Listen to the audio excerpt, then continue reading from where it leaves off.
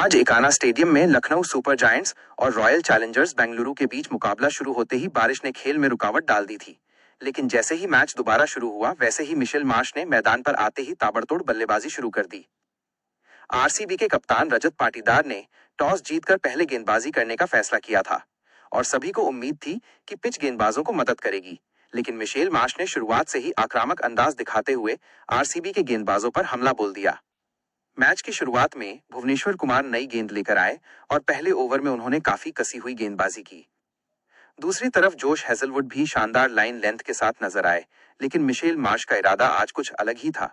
उन्होंने हेजलवुड की गेंद पर शानदार छक्का लगाकर अपने इरादे साफ कर दिए। इकाना की धीमी पिच पर जिस तरह से मार्श बड़े शॉट खेल रहे थे उसे देखकर आरसीबी के खिलाड़ी भी हैरान रह गए। लखनऊ की टीम इस सीजन लगातार हार झेल रही थी और पॉइंट्स टेबल में सबसे नीचे चल रही थी। ऐसे में ये मुकाबला उनके लिए करो या मरो जैसा था। दूसरी तरफ आरसीबी टॉप 2 में जगह मजबूत करने के इरादे से मैदान पर उतरी थी। यही वजह थी कि दोनों टीमों के लिए ये मैच बेहद अहम माना जा रहा था। मार्श ने शुरुआत में थोड़ा समय लिया, लेकिन फिर अचानक गियर बदल दिया। उन्होंने रसिक सलाम के ओवर में लगातार चौके और छक्के लगाए। गेंद सीधे स्टैंड्स में जा रही थी और दर्शक लगातार शोर मचा रहे थे। निकोलस पूरन दूसरी तरफ से उनका अच्छा साथ दे रहे थे।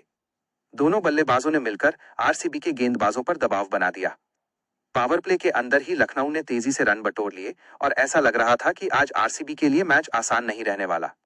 आरसीबी की तरफ से कप्तान रजत पाटीदार लगातार गेंदबाज बदल रहे थे। पहले भुवनेश्वर कुमार, फिर हेजलवुड और उसके बाद कृणाल पांड्या को अटैक पर लगाया गया। लेकिन मिशेल मार्श ने किसी भी गेंदबाज को सम्मान नहीं दिया। उन्होंने स्पिन के खिलाफ भी बड़े शॉट लगाए और मैदान के हर कोने में रन बनाए। खास बात यह रही कि उन्होंने सिर्फ ताकत नहीं बल्कि शानदार टाइमिंग के साथ बल्लेबाजी की। अश्विन कुलकर्णी ने शुरुआत में संभल कर बल्लेबाजी की और मार्श को स्ट्राइक देने की कोशिश की। हालांकि उनका स्ट्राइक रेट ज्यादा नहीं था, लेकिन उन्होंने विकेट बचाकर रखा, जिससे मार्श खुलकर बल्लेबाजी कर सके। दोनों के बीच अच्छी साझेदारी हुई और लखनऊ का स्कोर तेजी से आगे बढ़ने लगा। आखिरकार कृणाल पांड्या ने अश्विन कुलकर्णी को आउट करके आरसीबी को पहली सफलता दिलाई। कुलकर्णी 17 रन बनाकर आउट हुए, लेकिन तब तक लखनऊ मजबूत स्थिति में पहुंच चुका था। इसके बाद निकोलस पूरन मैदान पर आए और उन्होंने आते ही तेजी से रन बनाने शुरू कर दिए। पूरन ने कुछ शानदार चौके लगाए और मार्श के साथ मिलकर रन गति को और तेज कर दिया।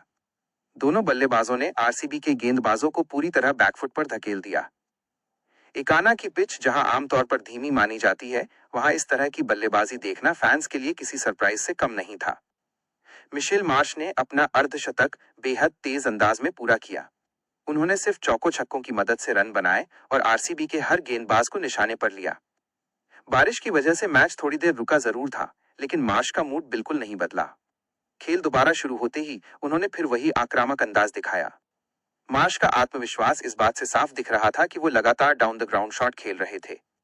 उन्होंने हेजलवुड जैसे अनुभवी गेंदबाज को भी नहीं छोड़ा। कई बार गेंद सीधे साइड स्क्रीन के ऊपर जाकर गिरी। कमेंटेटर्स भी उनकी बल्लेबाजी की तारीफ करते नजर आए। दूसरी तरफ आरसीबी के फील्डर्स भी काफी दबाव में दिखे। कुछ मिसफील्ड हुई और आसान रन दिए गए। कप्तान पाटीदार खिलाड़ियों को लगातार मोटिवेट करते रहे, लेकिन लखनऊ के बल्लेबाजों ने उन्हें वापसी का मौका नहीं दिया। पूरन और मार्श की जोड़ी ने तेजी से रन बनाकर मैच का पूरा मोमेंटम अपनी टीम की तरफ कर लिया। मार्श ने अपने शतक के करीब पहुंचते ही और ज्यादा आक्रामक बल्लेबाजी शुरू कर दी।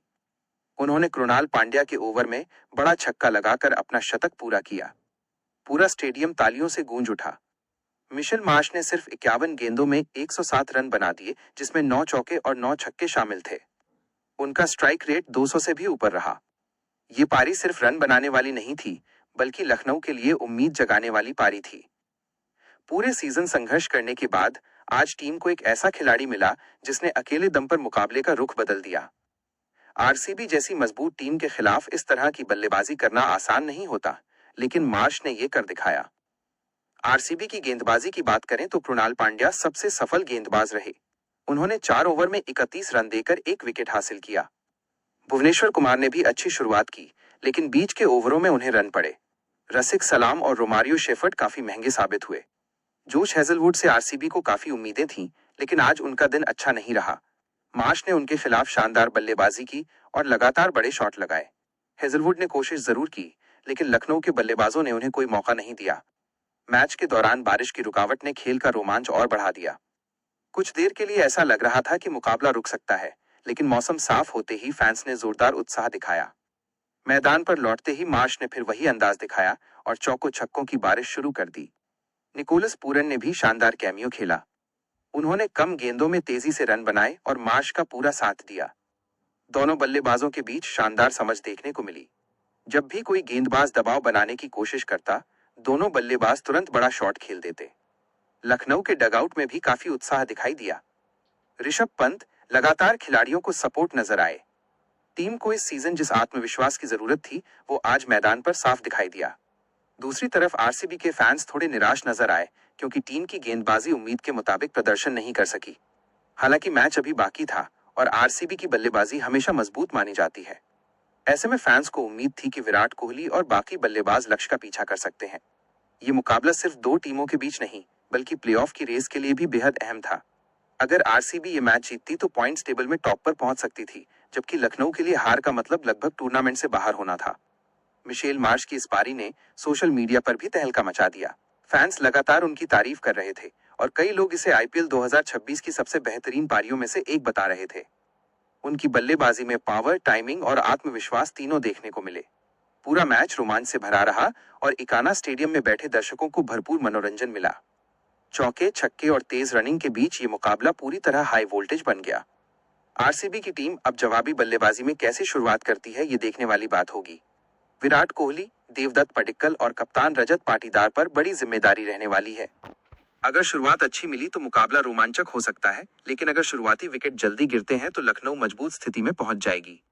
आज के मैच में सबसे बड़ा हीरो अगर कोई रहा तो वो मिशेल मार्श थे। उन्होंने अकेले दम पर आरसीबी के गेंदबाजी अटैक को तहस नहस कर दिया और लखनऊ को मजबूत स्कोर तक पहुंचाया। जिस अंदाज में उन्होंने बल्लेबाजी की उससे साफ दिख रहा था कि वो शुरुआत से ही बड़ा स्कोर बनाने के इरादे से उतरे थे। लखनऊ के इस विशाल स्कोर के पीछे केवल मार्श का शतक नहीं, बल्कि उनकी वो मानसिक दृढ़ता भी थी जो उन्होंने बारिश के ब्रेक के दौरान बनाए रखी।